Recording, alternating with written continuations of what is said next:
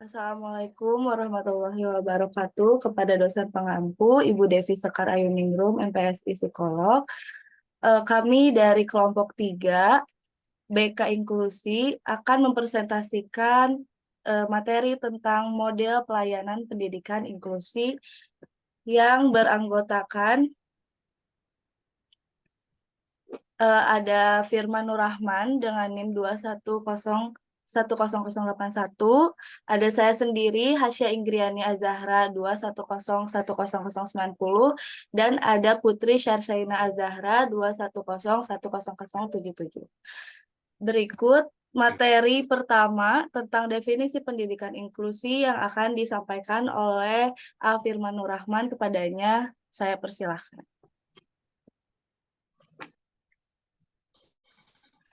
Baik, terima kasih kepada moderator atas waktunya. Di sini sekarang saya akan menyampaikan definisi pendidikan inklusi. Diakui atau tidak, masyarakat telah membentuk sistem dan struktur sosialnya sendiri. Sementara di sisi lain, sistem sosial itu secara diametris juga mempengaruhi pola pikir dan bahkan individu tersebut secara dialektis. Nah, untuk memberikan kesempatan pada kelompok difabel agar menjadi setara dengan kelompok dalam mengakses dan mendapatkan dalam mengenyam pendidikan sebagai kebutuhan dasar, maka diperlukan sebuah ideologi, teori sosial yang dapat dijadikan paradigma dalam memecahkan dan menguraikan ketimpangan dan disparatis yang cukup lebar yang selama ini mengeksklusi dari kelompok mainstream. Nah, di sini ada 3 paradigmatik, itu adalah sebagai berikut. Yang pertama, ada paradigma konservatif, yang kedua ada paradigma liberal, dan yang ketiga ada paradigma kritis. Menurut Mansur 12 halaman 324. Lalu, pelayanan pendidikan inklusif menurut Merdiknas nomor 70 tahun 2009 merupakan model pendidikan bagi semua peserta didik yang memiliki kelainan dan potensi dan bakat istimewa, diberi kesempatan untuk mengikuti pendidikan sekolah reguler atau umum. Nah, pendidikan inklusif berkenaan dengan memberi respon yang sesuai pada spektrum yang luas dari kebutuhan belajar, baik dalam setting pendidikan formal maupun non-formal. Pendidikan inklusif merupakan pendekatan yang memperhatikan bagaimana sistem pendidikan sehingga mampu merespon keragaman siswa. Pendidikan inklusif bertujuan dapat memungkinkan guru siswa merasa nyaman dengan keragaman dan melihatnya lebih sebagai suatu tantangan dan pengalaman belajar daripada suatu problem atau masalah. Selanjutnya,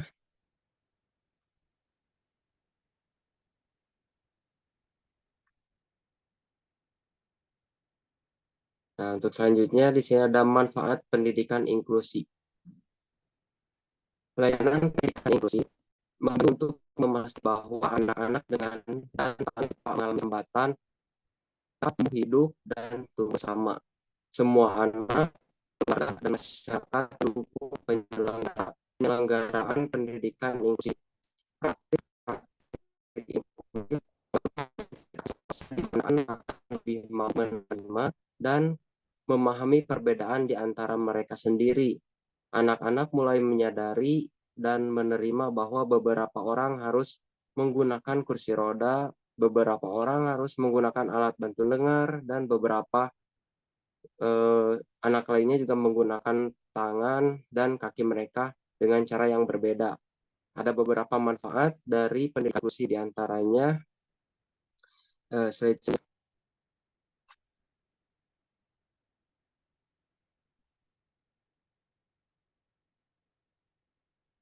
Nah, di sini beberapa manfaat pendidikan inklusi. Yang pertama, bagi siswa itu sendiri. Yang pertama, anak mengembangkan persahabatan, persaudaraan, dan belajar bagaimana bermain dan berinteraksi dengan satu sama lain. Lalu, yang kedua, anak-anak mempelajari bagaimana harus bersikap toleran terhadap orang lain.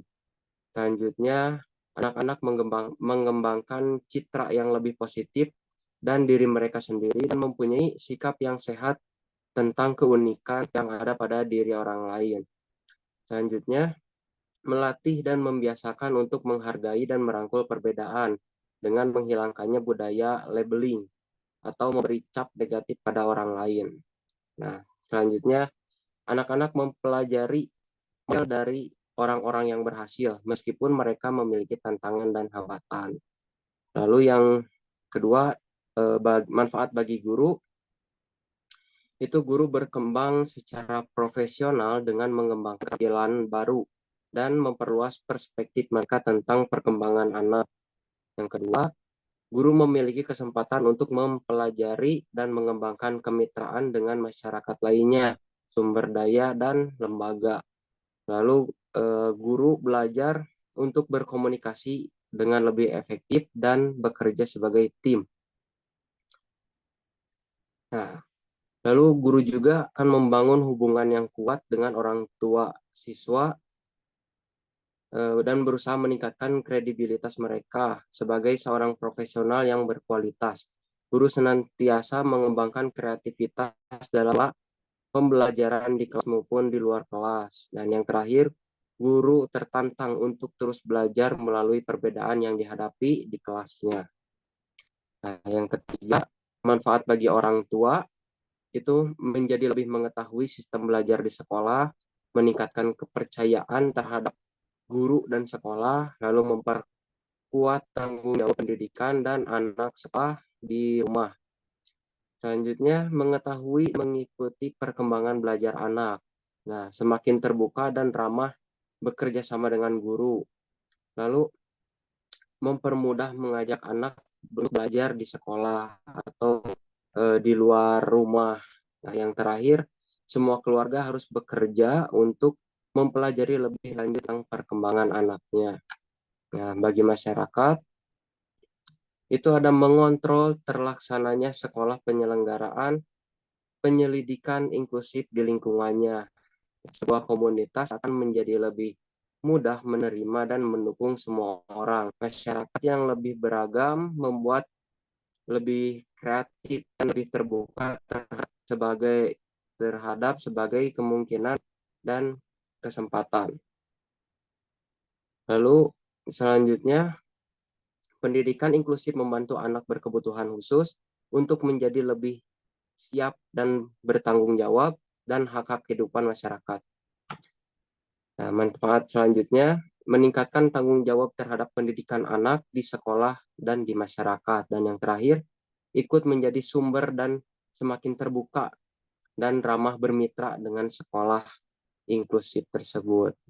Mungkin materi yang saya sampaikan cukup sekian. Saya kembalikan lagi ke moderator. Terima kasih. Baik, terima kasih kepada Kang Firman atas penyampaian materi tentang definisi pendidikan inklusi, manfaat pendidikan inklusi, dan berbagai manfaat bagi siswa, guru, bagi orang tua, dan bagi masyarakat.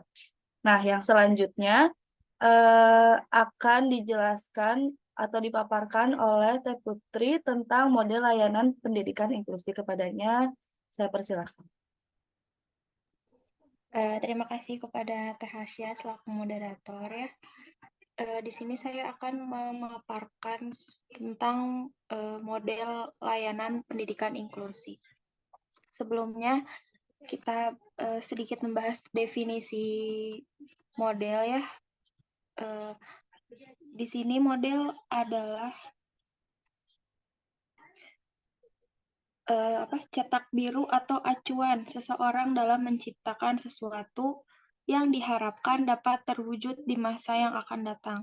Contoh tipikalnya adalah model pendidikan untuk anak berkebutuhan khusus dalam konteks ini. Anak berkebutuhan khusus dan anak normal mempunyai kebutuhan yang jelas sangat berbeda. Anak berkebutuhan khusus juga harus mendapatkan layanan pendidikan yang berbeda dengan anak lainnya. Meskipun anak-anak biasa selalu diikutsertakan dalam semua layanan pendidikan yang tersedia, layanan untuk anak ABK harus diberikan oleh penyedia layanan pendidikan yang disesuaikan dengan kebutuhan anak-anak tersebut. Saat ini, sekolah-sekolah di seluruh Indonesia didorong untuk menerima anak ABK, sehingga Kementerian Pendidikan mengeluarkan peraturan nomor 70 tahun 2019 tentang penyelenggaraan pendidikan inklusif. Dalam pendidikan inklusif, bagi anak berkebutuhan khusus hanya satu model yang diterapkan, yaitu integrasi komprehensif. Inklusi penuh adalah model yang memungkinkan siswa berkebutuhan khusus belajar terpisah di kelas, meningkatkan rasa percaya diri pada siswa dan juga dapat menjadi ajang bersosialisasi dalam suasana santai. Boleh slide selanjutnya, Teh?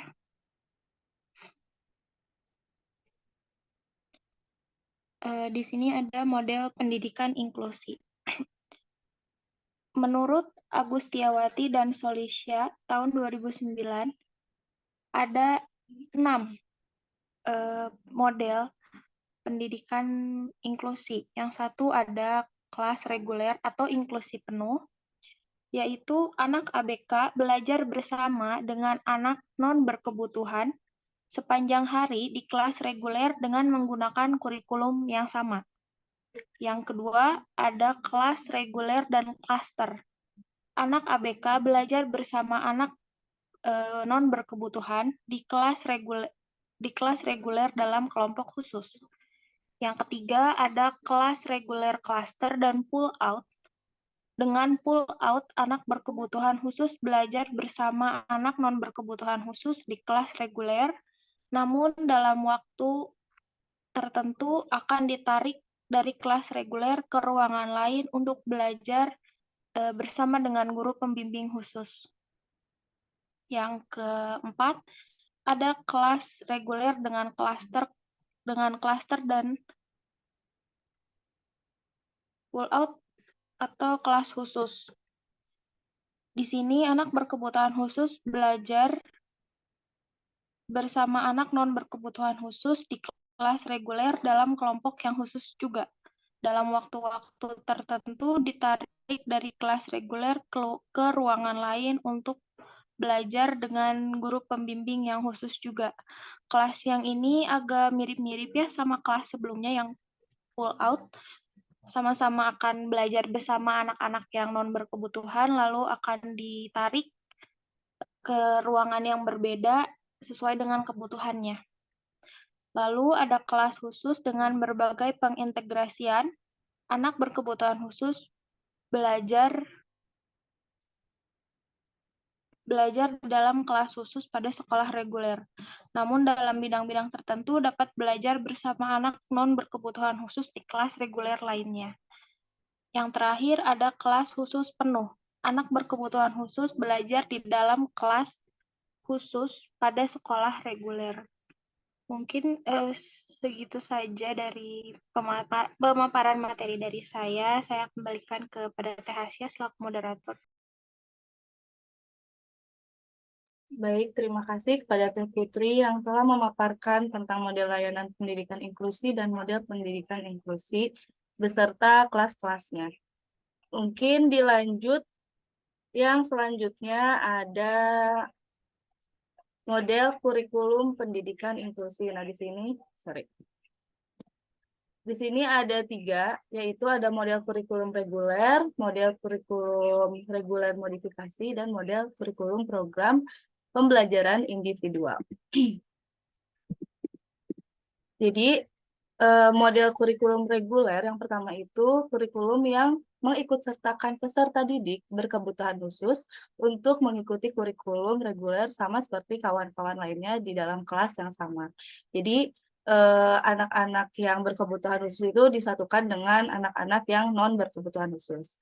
Nah, yang kedua itu ada model kurikulum reguler dengan modifikasi. Nah, kurikulum yang dimodifikasi oleh guru pada strategi pembelajaran, jenis penilaian, maupun pada program tambahan lainnya.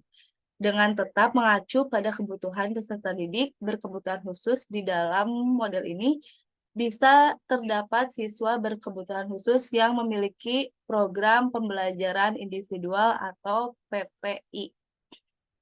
Nah, yang ketiga ini adalah model kurikulum program pembelajaran individual atau PPI yaitu kurikulum yang disiapkan guru program PPI yang dikembangkan bersama tim pengembang yang melibatkan guru kelas, guru pendidikan khusus, kepala sekolah, orang tua, dan tenaga ahli lainnya yang terkait. Kurikulum PPI atau dalam bahasa Inggris Individualis Education Program atau AEP merupakan karakteristik paling kentara dari pendidikan inklusi. Konsep pendidikan inklusi yang berprinsip adanya persamaan masyarakat dan adanya penyesuaian model pembelajaran yang tanggap terhadap perbedaan individu. Maka PPI ini menjadi hal yang perlu mendapat penekanan lebih. Ya. Model pembelajaran bagi anak berkebutuhan khusus harus memperhatikan prinsip umum dan prinsip khusus. Prinsip umum pembelajaran meliputi motivasi, konteks, keterarahan, hubungan sosial, belajar sambil bekerja, individualisasi, menemukan, dan prinsip memecahkan masalah. Nah, prinsip umum ini dijalankan ketika anak berkebutuhan khusus belajar bersama-sama dengan anak reguler dalam satu kelas. Baik anak reguler maupun anak berkebutuhan khusus mendapatkan program pembelajaran yang sama. Prinsip khusus disesuaikan dengan karakteristik masing-masing. Peserta didik 10 berkebutuhan khusus. Prinsip khusus ini dijalankan ketika peserta didik berkebutuhan khusus membutuhkan pembelajaran individual melalui PPI atau program pembelajaran individual tersebut. Nah, yang selanjutnya ini ada pelaksanaan pelajaran inklusi. Nah, di sini ada 4 model, yaitu model duplikasi, model modifikasi, model substitusi, dan model omisi. Nah, apa sih proses pembelajaran itu? Nah, belajar dan mengajar yang dilakukan bagi siswa ABK ini dilaksanakan sesuai dengan rencana pelaksanaan pembelajaran yang telah disusun sebelumnya. Pembelajaran yang diberikan untuk anak siswa ABK harus memperhatikan karakteristik anak dan kemampuan belajarnya. Berdasarkan ketentuan tersebut, maka model pembelajaran yang digunakan untuk siswa ABK adalah model PPI atau pembelajaran individual. Pembelajaran untuk anak berkebutuhan khusus di lingkungan sekolah inklusi dengan mengutamakan model-model tersebut. Nah, yang pertama ini model duplikasi. Duplikasi adalah meniru atau mengandalkan. Meniru berarti membuat sesuatu menjadi sama atau serupa. Model ini menggunakan kurikulum yang sama dengan siswa reguler yang tingkat kesulitannya sama. Hanya perlu modifikasi proses pembelajaran seperti siswa yang memiliki gangguan pendengaran atau tunarungu, yaitu dengan menggunakan bahasa isyarat. Model ini cocok untuk peserta didik tunanetra, tunadaksa, dan tunarungu. Karena peserta didik tersebut tidak memiliki hambatan inteligensi. Model duplikasi dapat diterapkan pada 4 komponen utama kurikulum, yaitu tujuan, isi, proses, dan evaluasi. Program layanan khusus lebih diarahkan kepada proses pembimbingan belajar, motivasi, dan ketekunan belajar. Nah, lanjut ke model kedua, yaitu model modifikasi. Model modifikasi ini berarti berupa merubah untuk disesuaikan. Model ini menggunakan kurikulum siswa reguler dengan menyesuaikan kebutuhan dan kemampuan ABK. Modifikasi dapat diberlakukan pada 4 komponen utama pembelajaran, yaitu tujuan, materi, proses, dan evaluasi. Dilanjut, di yang ketiga ada model substitusi. Ya, model substitusi ini berarti mengganti. Dalam kaitan dengan model kurikulum, maka substitusi berarti mengganti sesuatu yang ada dalam kurikulum umum dengan sesuatu yang lain. Penggantian dilakukan karena hal tersebut tidak mungkin diberlakukan kepada siswa berkebutuhan khusus, tapi masih bisa diganti dengan hal yang lain, yang kurang lebih sepadan, atau memiliki nilai yang kurang lebih sama. Model substitusi bisa terjadi dalam hal tujuan pembelajaran, materi, proses, ataupun evaluasi. Nah, yang terakhir adalah model omisi. Nah, model omisi ini berarti menghilangkan. Dalam kaitan dengan model kurikulum, omisi berarti bagian dari kurikulum umum untuk mata pelajaran tertentu ditiadakan total, karena tidak memungkinkan bagi anak berkebutuhan khusus untuk dapat berpikir setara dengan anak reguler. Kalau yang substitusi itu hanya mengganti, tapi yang si omisi ini itu dihilangkan atau dihapus ya.